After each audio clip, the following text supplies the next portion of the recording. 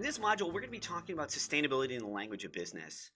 And there's going to be a real emphasis on talking about how do you put sustainability into language that business leaders and that corporate executives and that nonprofit executive directors understand and that they can communicate it to the general masses.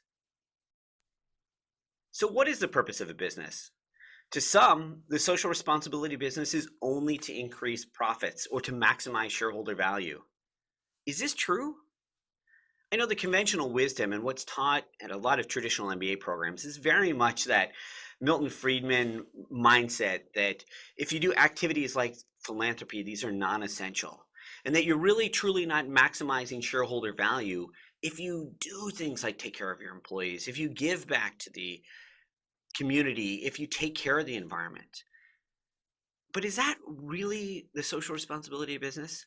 And so, what we want to talk about in this module and fill you with the language of how businesses can actually do better, not only financially, but do better from a profitability perspective through better social and environmental performance. And that showing that doing good is actually maximizing shareholder value.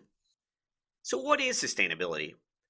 Well, the definition is really important that you nail down when you're talking about it within an organization because there's the dictionary definition that's basically means the ability to be sustained, supported, upheld, or confirmed. Now, that's not really a good definition.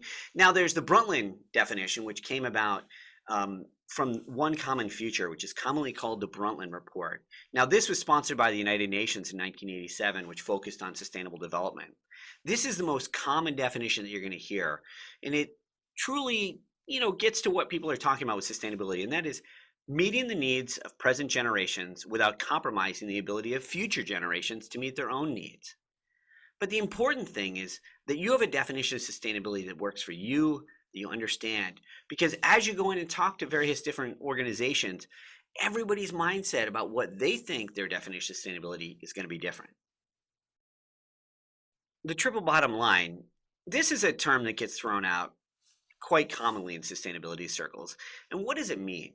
For some organizations, it means looking at environmental, social, and financial performance. To others, it might mean people, planet, profit. What you see in the slide here on the left, you see social, financial, environmental performance, or people, planet, profit. Whereas on the right, you see three interlocked circles where the economy, which is all about profit, is actually a subset of society, which is all part of the environment. When you're talking about sustainability and how do you define the triple bottom line, you're looking at it through these three different lenses, and you need to define it for your organization. So what are some of the events that have basically led to the mindset around sustainability?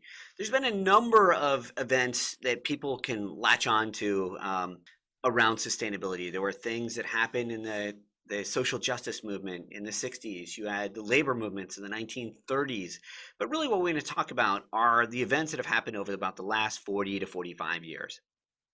In the slide above, if you look at the events from, say, 1972 to 2014, it's obviously very US-centric.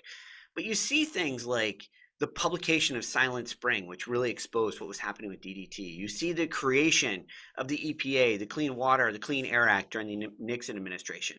You see events in the 1980s like Chernobyl and the sweatshop labor issues, all the way to more recent events like the fires in Bangladesh, to the massive tsunami that hit Southeast Asia. You see, there's a number of different events that people will go to. And if you can take sustainability and find out what are the things that really resonate in people's minds, they'll be able to understand it. Because when you're talking about sustainability, you want to take an issue from the perspective of what the person is thinking about or cares about and talk about how did business not only operate before that impact, but how did they change from that impact and how did they do better?